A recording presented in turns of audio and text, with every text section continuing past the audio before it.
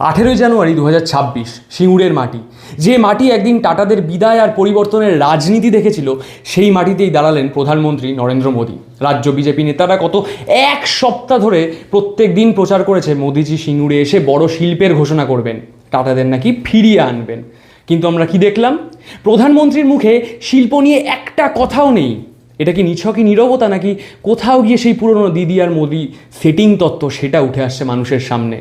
CPIM নেতৃত্ব প্রথম দিন থেকেই একটা কথা বলে আসছে, তৃণমূল আর বিজেপি হলো একটা মুদ্রার এপিট আর ওপিট, লোক দেখানো কুস্তি আর তলে তলে দোস্তি।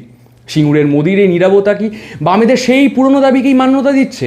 ভাবুন একবার, সুকান্ত মজুমদার যখন বলেন যে টাটাদের ফিরিয়ে আনবেন, তখন খোদ প্রধানমন্ত্রী কেন সেই মঞ্চ থেকে একটা কথাও বললেন না এই শিল্প বিষয়ক বা অন্য কোনো শিল্প বিষয়ক? সিঙ্গুরের কৃষি ও শিল্পের যে দোটনা মমতা বন্দ্যোপাধ্যায় সেই সময় শুরু করেছিলেন, মোদি কি ভয় পাচ্ছেন যে সেই শিল্পের কথা বললে জমি হারানো কৃষকদের ভোট হাতছাড়া হবে? বিজেপি কি কোথাও গিয়ে শুধুমাত্র তৃণমূলের ভুল ত্রুটি দেখিয়ে ভোট পেতে চায়, নাকি কোথাও গিয়ে সত্যিকারেরই কর্মসংস্থান দিতে চায়?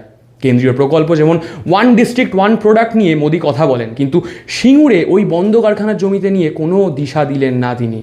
বামেদের অভিযোগ, তৃণমূলের দুর্নীতিকে আড়াল করতে আর বিজেপির সাম্প্রদায়িক মেরুকরণকে জায়গা দিতেই এই মৌন সমঝোতা। মনে রাখবেন, টাটাদের সিঙ্গুর থেকে গুজরাটে নিয়ে গেছিলেন কিন্তু নরেন্দ্র মোদী নিজে। আজ কি তবে তিনি মমতার আবেগকে আঘাত না করে কেবলমাত্র 2026 নির্বাচনী বৈতরণী পার হতে চাইছেন? সিঙ্গুরের মানুষের পেটে ভাত নেই, শিল্প নেই, জমিতে চাষ হচ্ছে না, অথচ রাজনীতির ময়দানে কাদা ছোড়াছড়ি চলছে প্রতিনিয়ত, প্রত্যেক দিন। প্রধানমন্ত্রীর নীরবতা শুধুমাত্র হুগলির যুবকদের পেটে ধাক্কা দিচ্ছে না, আশাহত করছে সাধারণ মানুষদের। আপনাদের কি মনে হয়, বিজেপি কি সত্যিই পারবে সিঙ্গুরে শিল্প আনতে, নাকি 2026 আগে শুধুমাত্র এটা একটা রাজনৈতিক স্টান্ট?